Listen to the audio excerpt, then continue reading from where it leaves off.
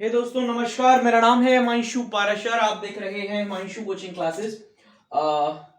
सबसे पहले जो हमारा सेक्शन शुरू होता है वो पैसेज से शुरू होता है। इंग्लिश के बारे में हम बात कर रहे हैं। 17 तारीख को हमारा एमपी बोर्ड का 12th का एग्जाम है, तो बेसिकली हम उसी के बारे में बात कर रहे हैं। ठीक है ना, 12th के बारे में। जो भी वीडियो देखना चाहता है वो इस वीडियो को जो भी क्लिक किया और अभी मेरी बात को सुन रहा है तो वो पूरा देखे। काफी सारी चीजें हैं, आज हम समझेंगे। ठीक है, सबसे पहले हम आज के इस वीडियो में हम बात करेंगे पैसेज की। देन आपको नेक्स्ट जो वीडियो मिलेगा, आज 14 तारीख है, ये वीडियो अपलोड हुआ है तो आज को ये प्रिपेयर कर लेना। एंड देन नोट मेकिंग का भी वीडियो आज ही आ जाएगा, 14 को, आज ही। ठीक है, चलिए सबसे पहले पैसेज पे बात करते हैं, अनसीन पैसेज पर। अनसीन पैसेज का मतलब क्या है कि वो पैसेज जो आपकी बुक में नहीं है ना, मतलब कहीं से उठा के दिया जाएगा आपको। हो सकता है कि पुराना कभी परीक्षा बोध का आ जाए या किसी अध्ययन का आ जाए, क्वेश्चन बैंक से ही उठा के दे दें, पर ऐसा कोई पैसेज होगा जो आपने देखा नहीं होगा, है ना। मतलब यही होता है, सिंपल सा। हमें मतलब से लेना देना नहीं है, क्योंकि अब हमारा एग्जाम आ गया, हमको मार्क्स गेन करना है। ठीक है, जब आप ब्लूप्रिंट देखोगे तो उसमें ब्लूप्रिंट में टोटल ये वाला जो सेक्शन है ना, ये 14 नंबर का लिखा है। यहाँ पे फ्लैश पड़ रही होगी तो शायद पैसेज ना दिख रहा हो आपको, पर ये 14 नंबर, ये पैसेज लिखाना है, अनसीन पैसेज नोट मेकिंग। तो ये 14 नंबर का आपका आना है। ठीक है, जिसमें से 10 नंबर का आपका पैसेज आएगा और 4 नंबर का आपका नोट मेकिंग आएगा। हम नोट मेकिंग के बारे में बात नहीं कर रहे हैं, हम बात करेंगे अभी पैसेज के बारे में, अनसीन पैसेज के बारे में। किस तरीके से सॉल्व करना है स्टेप बाय स्टेप मैं आपको बताऊंगा। ठीक है, यहां पर मैं कोई पैसेज नहीं ले रहा, पैसेज आपके सामने सॉल्व नहीं कर रहा। मैं आपको कुछ टिप्स एंड ट्रिक्स दूंगा जिससे कि आप पैसेज को अच्छे सॉल्व कर पाए और उसमें मार्क्स गेन कर पाए। ठीक है, सबसे पहले मेरी बात को सुनिएगा अच्छे से। देखिए, आपके सामने पूरा का पूरा पैसेज दिया होगा इस तरीके से। ठीक है, ये इस तरीके से सारी चीजें लिखी होंगी वहां पर। ठीक है, मैं आपको डेमो दे रहा हूं सिर्फ। ठीक है, फिर आपके क्वेश्चन पेपर में कुछ क्वेश्चंस होंगे शॉर्ट वाले, एक एक नंबर वाले। सबसे पहले एक एक नंबर वाले शुरू होंगे, हो सकता है ऐसा, एक्सपेक्टेड है एक एक नंबर वाले। ठीक है, क्या करना है, कुछ लोग बोलते हैं कि पैसेज को आप देखते से ही पढ़ना स्टार्ट कर दो ऊपर से। ठीक है, कुछ लोग बोलते हैं कि आप क्या करो, सबसे पहले क्वेश्चंस देख लो और सारे क्वेश्चंस को एक बार पढ़ लो और फिर पैसेज रीड करो, पूरा पैसेज। इस तरीके से ही बोलते हैं। आपको क्या करना चाहिए दोस्तों, दो तरीके के स्टूडेंट होंगे इंग्लिश का जो पेपर अटेम्प्ट करने वाले हैं। देखो दोस्तों, टू द पॉइंट बात करूंगा मैं, है ना, तो इसमें बुरा लगाने वाली बात नहीं है ना। हम प्रैक्टिकल बात करेंगे जिससे कि हम अच्छा स्कोर कर पाए। ठीक है, दो तरीके के स्टूडेंट होंगे।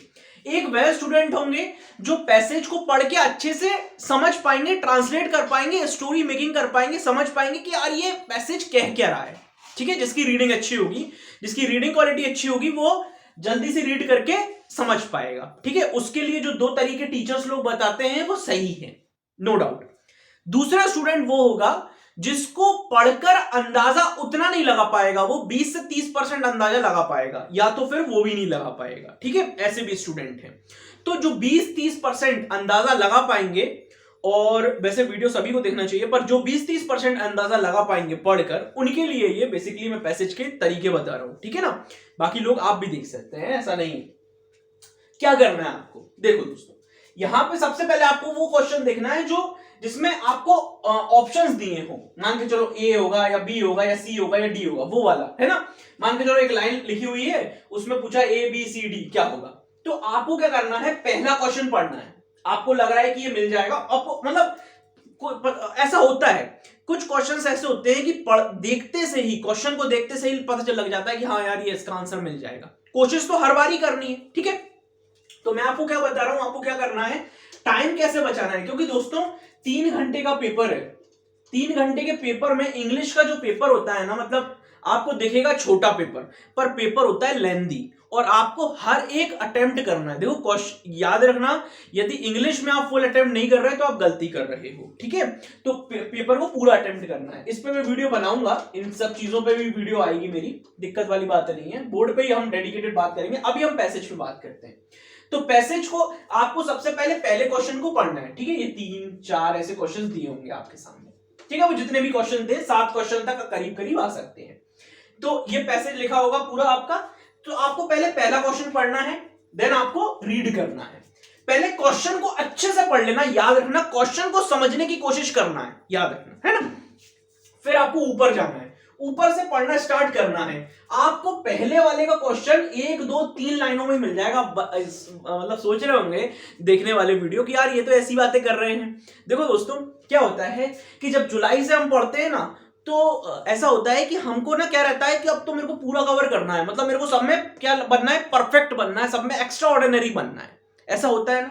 पर होता क्या है, बहुत सारे बच्चे जुलाई से नहीं पढ़ पाते, जनवरी फरवरी में उनकी नींद खुलती है, फिर वो पढ़ना स्टार्ट करते हैं, कोई दिक्कत नहीं है। या फिर जुलाई से थोड़ा थोड़ा पढ़ते रहते हैं, कभी आधा चैप्टर पढ़ लिया, कभी एक क्वेश्चन पढ़ लिया, कभी 2 क्वेश्चन पढ़ लिए, ऐसा होता है। तो बाद में हमारी जब हमको याद आता है किस तरीके से करें, तो यही चीजें काम आती हैं फिर, है ना, आती है ना, आपने भी देखा होगा। तो आपको क्या करना है, पहला क्वेश्चन पढ़ा आपने, फर्स्ट सेकंड थर्ड लाइन तक वो मिल जाएगा, डेफिनेटली मिल जाएगा पहला क्वेश्चन, है ना, पहले क्वेश्चन का आंसर। तो आपको बस ना पहला क्वेश्चन पढ़ने के बाद देन उसका जब आप आंसर ढूंढोगे तो आपको बहुत ही शांति से और उसको रिलेट करने की कोशिश करना है, क्योंकि इसका रिलेशन इस पहले वाले के जो भी क्वेश्चन लिखा होगा उसका रिलेशन उसके आंसर से डेफिनेटली मैच हो रहा होगा, ऐसे ही आप ढूंढते होगे। और यही ट्रिक आपको वहां पर लगानी है। याद रखना, पैसेज इतना टफ नहीं आएगा जितना टफ आप सोच रहे हो अभी कि बहुत टफ आएगा, मिलेंगे ही नहीं, ऐसा नहीं होगा, आपके आंसर्स मिलेंगे। अरे आज भी बहुत सारे ऐसे बड़े बड़े जो कॉम्पिटिटिव एग्जाम है ना, उसमें भी लाइनें मिलती हैं, ठीक है ना, तो डेफिनेटली मिलेंगी आपकी लाइनें। ऐसे आपके फर्स्ट सेकंड थर्ड क्वेश्चन तक आपका इसी तरीके से रहेगा, ठीक है। एक क्वेश्चन आएगा टाइटल वाला, उस पर ज्यादा टाइम वेस्ट मत करना, ठीक है ना। तो मैंने पहला आपको तरीका बता दिया किस तरीके से सॉल्व करना है आपको। पहला क्वेश्चन आपने देखा, देना आंसर। मतलब कुछ बच्चे ऐसे होंगे जो पैसेज को देखते से ही पढ़ना स्टार्ट कर देंगे ऊपर से लेकर नीचे तक। टाइम खराब नहीं करना है दोस्तों। क्या होता है जब टाइम खराब हो जाता है ना, तो फिर हमारे अंदर से कॉन्फिडेंस जो पेपर स्टार्ट करते समय होता है ना, वो खत्म हो जाता है, ठीक है। एक वीडियो में मैं ये भी बताऊंगा कि किस तरीके से आपको स्टार्टिंग करना है पेपर की, पीछे से सॉल्व करना है, आगे सॉल्व करना है, बीच में से करना है। थोड़ा सा मैं अभी बता देता हूं क्योंकि कुछ बच्चे अभी देख रहे होंगे, इसलिए बता देता हूं मैं। तो आपको पेपर सीक्वेंस से ही सॉल्व करना है, याद रखना दोस्तों। क्या होता है हम गलती करते हैं, पहले क्वेश्चन आंसर सॉल्व कर लूंगा, है ना, या पहले ये कर लूंगा। नहीं दोस्तों, आप सीक्वेंस से चलने दो, कोई दिक्कत नहीं है, सीक्वेंस से सॉल्व करो। आप कोई नहीं आ रहा तो उसको छोड़ दो, ठीक है ना। अब ये नहीं कि मैंने तो पैसेज के लिए 10 पेज छोड़ दिए, नहीं, ऐसा कुछ मत करो दोस्तों। आप एग्जाम देने जा रहे हो, समझो इस बात को, ठीक है ना।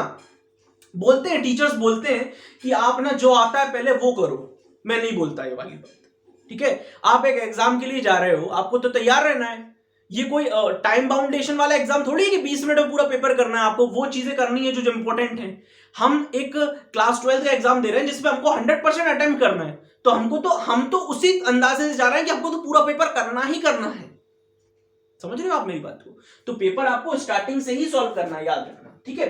अब बात आएगी टाइटल की। टाइटल की बात आएगी कि किसी एक क्वेश्चन में आपसे टाइटल पूछ रहा होगा वो, तो टाइटल कैसे ढूंढे। कभी कभी बच्चों को वो आता है कि टाइटल नहीं मिलता, इजीली नहीं मिल पाता टाइटल आपको किस तरीके से ढूंढना है। तो टाइटल आपको पहली 3 लाइन और लास्ट की 2 लाइनों में, कहते हैं ना कि पहली की 3 लाइन लास्ट की 2 लाइनों में मिल जाएगा। हाँ, ये आप करके वहां पे देख सकते हो। इसी के साथ साथ टाइटल कैसे बनेगा, जिस बारे में ज्यादा बात हो रही होगी। मान के चलिए मैं आपको कुछ चीजें बता देता हूं, जैसे आजकल रिस्क पे बात होती है। मान के चलो पूरे पैसेज में रिस्क के बारे में बात हो रही हो, ठीक है ना। पूरे पैसेज में गार्डन के बारे में बात हो रही हो, ठीक है।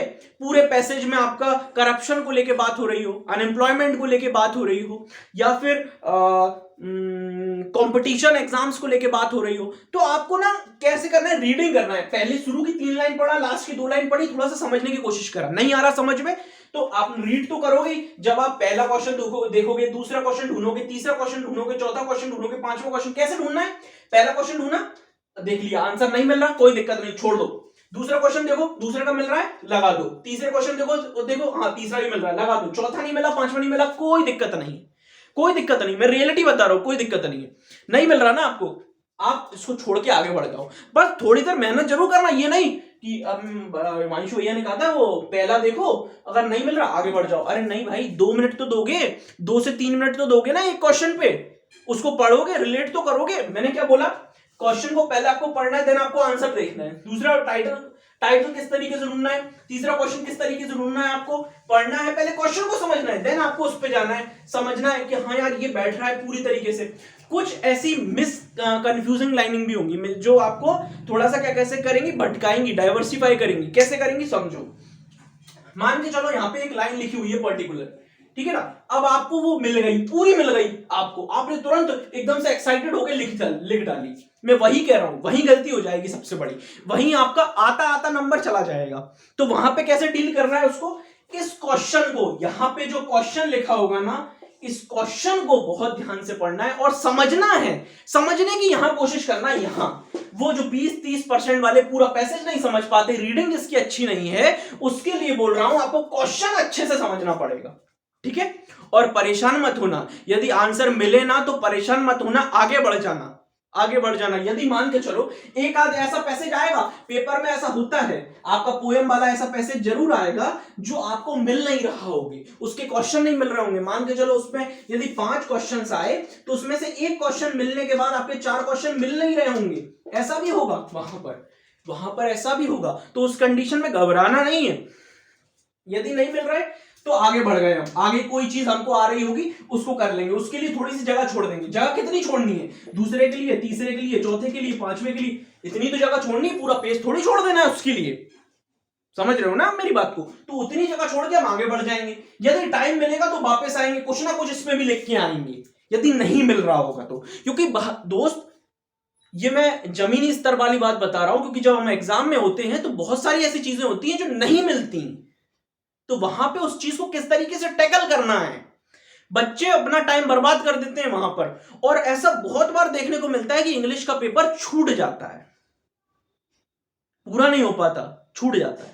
क्यों? क्योंकि हम स्टक हो जाते हैं। स्टक मतलब रुक जाते हैं वहीं पे, यार ये इसमें नहीं आ रहा, हमसे तो पैसेज ही सॉल्व नहीं हो रहा, क्वेश्चन आंसर कैसे करेंगे। नहीं, यही तो गलती है ना। तो मैंने बेसिकली क्या बताया आपको, मैंने ज्यादा कुछ नहीं बताया, मैंने बस आपको तरीका बताया कि किस तरीके से आपको सॉल्व करना है पैसेज।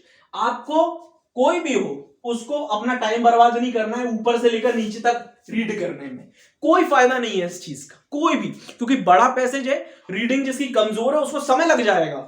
वो यहां से पढ़ना शुरू करेगा ना, यहां तक तीसरी लाइन तक पहुंचेगा, उसको यही नहीं पता होगा कि मैंने ऊपर 2 लाइन क्या पढ़ी थी, ऊपर 3 लाइन क्या पढ़ी थी। यहां पर रीडिंग की इंपॉर्टेंस बढ़ जाती है ना। तो पैसेज जिसकी रीडिंग अच्छी है, जो रीडिंग करता रहता है, जिसको बुक्स पढ़ने की आदत है, तो वो अच्छे से कर जाएगा, है ना। पर जिसको नहीं है, डेली बेसिस पर, डेली बेसिस की बात चल रही है, तो उसको, उसके लिए मैं बता रहा हूं, आप क्वेश्चन पढ़ो, आंसर ढूंढो, क्वेश्चन पढ़ो, आंसर ढूंढो, क्वेश्चन पढ़ो, आंसर ढूंढो। Thank you so much. I hope कि मैंने आपको पूरी तरीके से अच्छे से क्लियर कर दिया हो। ऐसी हमारी वीडियोस आती रहेंगी। अभी आपकी 17 एग्जाम जब तक है तब तक मैं इंपॉर्टेंट वीडियो लाता रहूंगा। सेकंड जो वीडियो होगी वो नोट मेकिंग पर होगी। Thank you.